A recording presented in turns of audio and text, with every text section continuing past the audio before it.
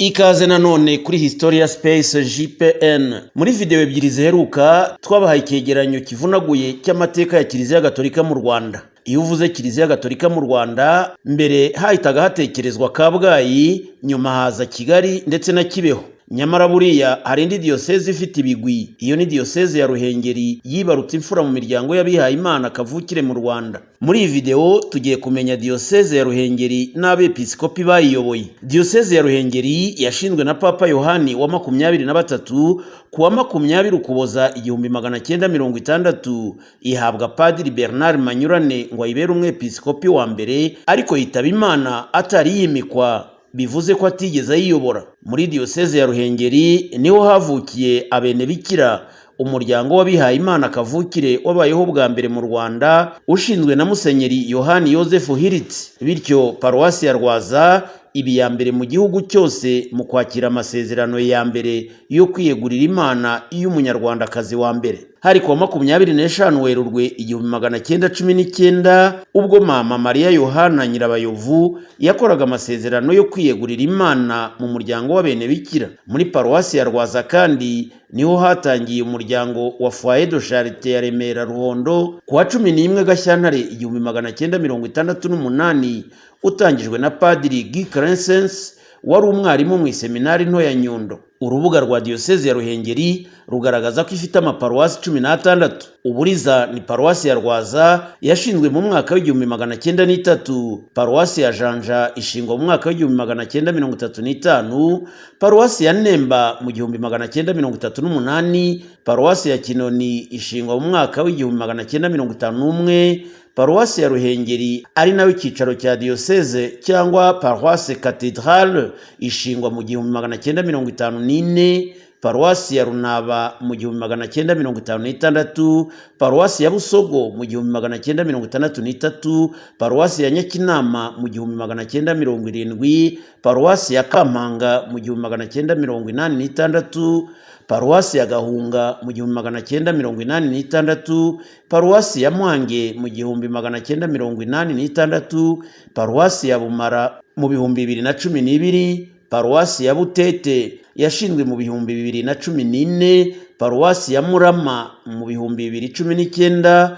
paruwasi ya Kanaba ishingwa mu 2020, iheruka ikaba ari paruwasi ya Busengo yashinzwe mu 2022. Reka noneho tumenye abepiskopi bayoboye diyoseze ya Ruhengeri kuva ishinzwe mu 1960 kugeza ubu. Mu bepiskopi bayoboye diyoseze ya Ruhengeri, uwibanze nubwo atigeze yimikwa ni Bernard Manyurane. Ubwo diyoseze ya Ruhengeri yashingwaga kuwa 20 Ukuboza 1960, Papa Yohani wa 23 yatoye Padiri Bernard Manyurane ngo ayibere umushumba wayo wa mbere. Musenyeri Bernard Manyurane yari yaravutse mu 1913, abatizwa kuwa 3 Mata 1925, ahabwa ubusaserdoti kuwa 25 Nyakanga 1940 mu Ruhengeri. Padiri Bernard Manyurane yigishije muri seminari nkuru ya Nyakibanda. Nyuma y'igihe gito ubuyobozi bw'iyi seminari bukuwe mu maboko y'abapadiri bera bugashyikirizwa abapadiri kavukire, ari nabwo Padiri Matayo Ntahoruburiye yahabwaga kuyibera umuyobozi. Kuwa 20 Ukuboza 1960, ku myaka 47, Papa Yohani wa 23 yatoreye Padiri Bernard Manyurane kuba umushumba wa diyoseze ya Ruhengeri yari imaze gushingwa. Yagombaga kwimikwa kuwa 11 Gashyantare 1961, ariko tariki ya 20 Mutarama 1961 afatwa n'uburwayi butunguranye ari nabwo bwamuhitanye. Yajyanywe kuvurizwa mu Burayi, ariho yaje kwitabira Imana kuwa 8 Gicurasi 1961. Musenyeri Bernard Manyurane yashyinguwe mu cyubahiro gikomeye munsi ya alitari ya Kiliziya ya Ruhengeri. Mu bamushyinguye harimo n'abasirikare b'Ababiligi bakoze akarasisi. Musenyeri Bernard Manyurane yahise azungurwa bidatinze. Yazunguwe nandi uwatorewe bwa kabiri kuyobora diyoseze ya Ruhengeri, ariko ari nawe wa mbere wayiyoboye by'ukuri, ni Musenyeri Yozefu Sibomana. wayiyoboye kuva mu 1961 kugeza mu 1968. Nyiricyubahiro Musenyeri Yozefu Sibomana yavukiye Isave tariki ya 25 Mata 1915, abatizwa kuwa 28 Mata 1915. Yize amashuri abanza Isave, ayisumbuye ayiga mu iseminari nto ya Kabgayi guhera mu 1926.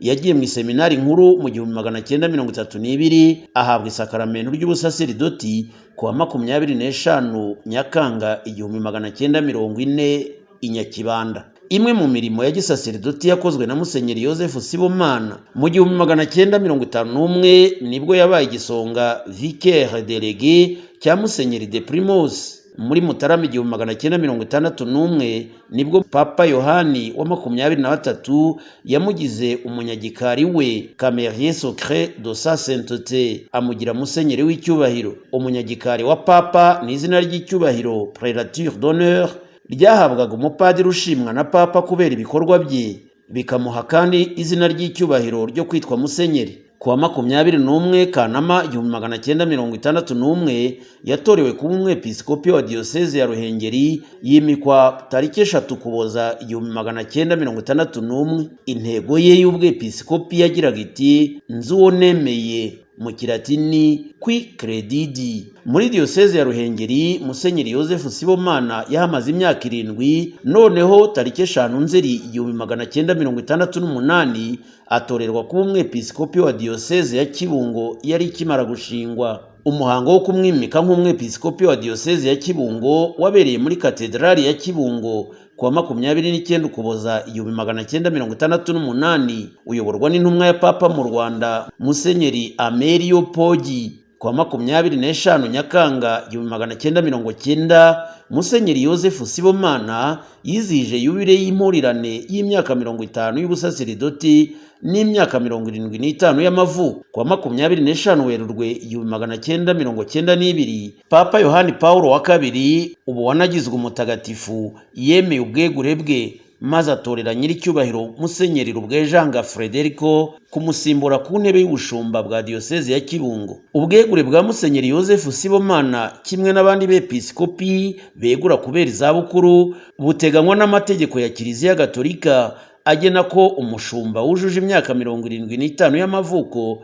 ashobora gusaba kujya mu kiruhuko cy'izabukuru. Nyuma yo kwegura, Musenyeri Sibomana Yozefu yimukiye mu nzu y'amasaziro y'umwepiskopi ucyuye igihe y'i Rwamagana. Aha niho yitabye Imana atuye tariki ya 9 Ugushyingo 1999, ariko se ava mu Ruhengeri yazunguwe nande. Uwa gatatu mu bepiskopi bayoboye diocese ya Ruhengeri ni Musenyeri Phocas Nikwigize, umushumba wayiyoboye kuva mu 1968 kugeza mu 1996 ubwo yaburirwaga irengero. Musenyeri Phocas Nikwigize yavukiye i Muhanga kuwa 23 Kanama 1919. Kuwa 26 Kanama 1919 yahawe isakaramento ry'abatisimu. Yahawe ubupadiri kuwa 25 Nyakanga 1948, ahabwa ubwepiskopi kuwa 30 Ugushyingo 1968 mu biganza bya Musenyeri Amelio Poggi. Kuwa 5 Mutarama 1996 nibwo Papa Yohani Paulo wa kabiri yemeye ubwegure bwe, azungurwa na Musenyeri Kizito bahuje imihigo mu 1997. Musenyeri Phocas Nikwigize yaburiwe irengero kuwa 30 Ugushyingo 1996 ku munsi w'isabukuru ye y'imyaka 28 ahawe inkoni y'ubushumba. Kuri uwo munsi nibwo yaburiwe irengero ku mupaka uhuza Goma muri Repubulika Iharanira Demokarasi ya Kongo n'umujyi wa Gisenyi mu Rwanda, ubwo yavaga mu buhungiro agarutse muri diocese ye ya Ruhengeri. Kuva kuwa 11 z'ukwa 11 1994 kugeza kuwa 21 z'ukwa 11 1997, diocese ya Ruhengeri yayoborwaga na Padiri Antonio Martinez, ari administrateur apostolique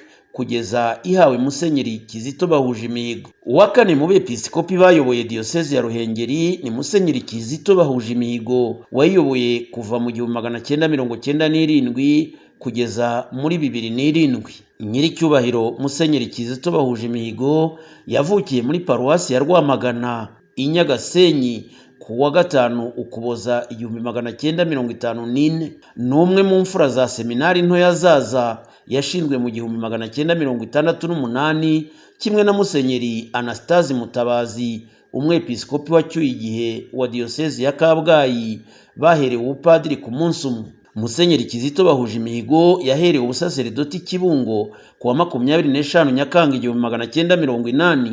Ku wa 21 Ukuboza 1997 Papa Yohani Paulo wa kabiri yamutoreye kuba umwepiskopi wa diyoseze ya Ruhengeri, maze ku wa 27 Kamena 1998 yimikwa na Musenyeri Tadeo Ntihinyurwa wari arikiepiskopi wa Kigali. Ku wa 28 Kanama umwaka wa 2007 Nyirubutungane Papa Benedicto wa 16 yamutoreye kuba umwepiskopi wa diyoseze ya Kibungo, yimikwa ku wa 28 Ukwakira 2007. Abo umwepiskopi wa diyoseze ya Kibungo abifatanyije no kuba umuyobozi administrateur apostolique wa diyoseze ya Ruhengeri kugeza ku wa 29 Mutarama 2010 ubwo Papa Benedicto wa 16 yemera gukwegura kwe ku mpamvu zitasobanutse neza ariko zidafite aho zihuriye na za zindi z'imyaka y'izabukuru. Intego y'ubwepiskopi yari ut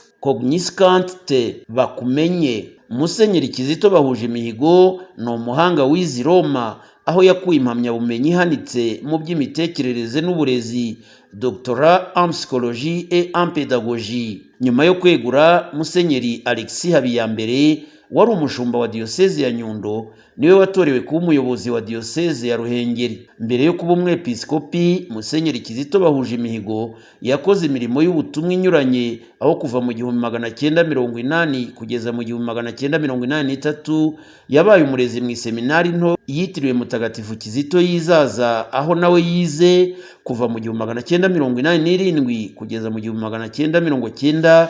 abo umwarimu mu seminari nkuru ya Rutongo kuva mu 1990 kugeza mu 1991. Yabaye umwarimu mu seminari nkuru ya Filozofia ya Kabgayi kuva mu 1991 kugeza mu 1994.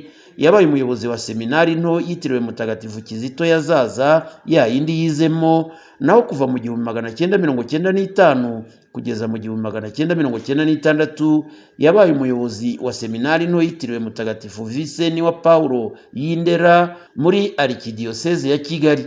Kuva mu 1996 kugeza mu 1997 yabaye umuyobozi wa roho mu seminari nkuru ya Rutongo, naho muri Kanama 1997 abo murezi n'umuyobozi wa roho mu seminari nkuru ya Nyakibanda, aho yavuye abo umwepiskopi wa diyoseze ya Ruhengeri. Yazunguwe na Musenyeri Vincent Harorimana ari nawe uhari n'ubu. Uwa gatanu mu bepiskopi bayoboye diyoseze ya Ruhengeri ni Musenyeri Vincent Harorimana uyiyobora guhera mu 2012 kugeza uyu munsi.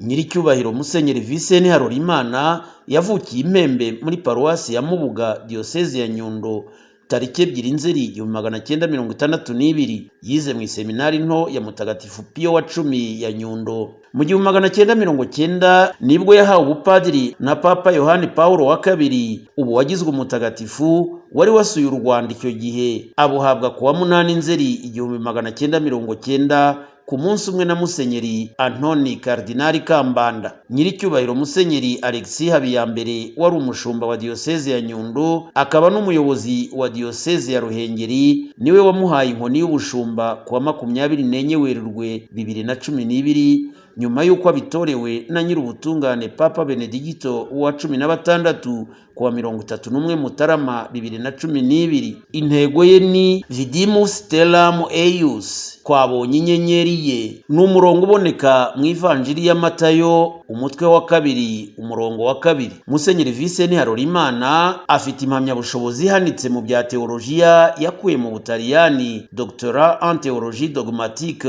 akaba yarayikuye muri Université Pontificale Gregorienne, aho yize kuva mu 1993 kugeza mu 1999. Kuwa 26 Kamena 2019 yatorewe kuba umuyobozi wungirije w'inama y'abepiskopi bo muri Afurika yo hagati, Vice President of Association of Episcopal Conferences of Central Africa. Naho muri 2022 atorerwa kuba umuyobozi wungirije w'inama y'abepiskopi gatolika bo mu Rwanda. Bumwe mu butumwa yakoze mbere yo kuba umushumba wa Diyoseze ya Ruhengeri. Muri iyo mirimo cyangwa se ubwo butumwa harimo kuba kuva mu mwaka w'2000 yaragizwe umuyobozi wa seminari nto ya Nyundo. Kuva mu mwaka w'2004 yakomeje kwigisha muri seminari nkuru ya Nyakibanda, professeur visiteur de théologie dogmatique, ndetse akaba yarigishije no mu ishuri rikuru ryo mu Ruhengeri rizwi nka Ines Ruhengeri. Ushaka kumenya byinshi kuri Diyoseze ya Ruhengeri ndetse no ku yandi madiyosezi, wasura urubuga rwa Kiliziya Gatolika mu Rwanda wa3.eglise-catholique-rwanda.org. Twe kuri Historia Space JPN tuba tuguhaye inshamake itunganyijwe ku buryo twizera ko bworohereza buri wese kugira ngo amenye